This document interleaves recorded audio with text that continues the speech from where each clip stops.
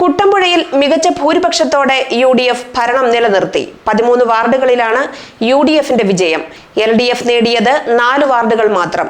UDFന്റെ president സ്ഥാനാർത്ഥിയായി കണക്കാക്കിയിരുന്ന സൽമ പരീദ് പരാജയം ഏറ്റുവാങ്ങി. 17 വാർഡുകളുള്ള കുട്ടമ്പുഴയിൽ 13 സ്വന്തമാക്കിയാണ് UDF വെന്നിക്കൊടി പാറിച്ചത്.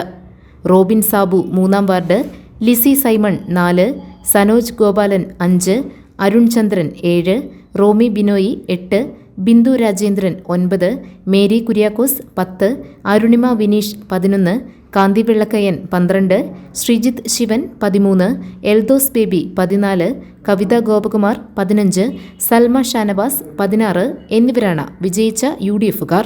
കുട്ടമ്പുഴ പഞ്ചായത്തിലെ കഴിഞ്ഞ 5 വർഷക്കാലം ജനങ്ങൾക്ക് നൽകിയ സേവനത്തിൻ്റെ പ്രതിഫലമായി ജനങ്ങൾ അവിടെ UDFന് വിജയിപ്പിച്ചിരിക്കുകയാണ്. കുട്ടമ്പുഴ മണ്ഡലത്തിൽ മാത്രം 12 വാർഡിൽ 10 വാർഡുകളും ഐക്യ ജനാധിപത്യത്തിന് നേടിയെടുത്തു. വടാട്ടുപാറയിലടക്കം നമുക്ക് വൻ വിജയമാണ് ഉണ്ടായിട്ടുള്ളത്. ബ്ലോക്ക് സ്ഥാനാർത്ഥി നമ്മൾ വിജയിച്ചിട്ടുണ്ട്.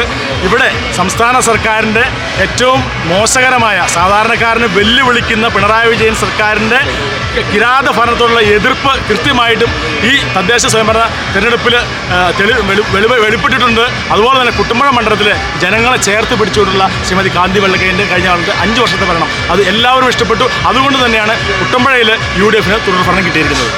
1-ാം വാർഡിൽ MK രാമചന്ദ്രനും, 2-ാം വാർഡിൽ EK ജോഷിയും, 6-ാം വാർഡിൽ KP ഗോപിനാഥനും, 17-ാം വാർഡിൽ ഭാഗ്യലക്ഷ്മിയും LDFിൽ നിന്ന് വിജയിച്ചു. UDFന്റെ പ്രസിഡന്റ് സ്ഥാനാർത്ഥിയായിരുന്ന സൽമ പരീദ് 6-ാം വാർഡിൽ പരാജയപ്പെട്ടു. LDFന്റെ മുൻ പ്രസിഡന്റുമാരായ വിജയമ്മ ഗോപി 15-ാം വാർഡിലും PN കുഞ്ഞുമോൻ 7-ാം വാർഡിലും പരാജയം ഏറ്റുവാങ്ങി. GTV news, Kuttampuzha.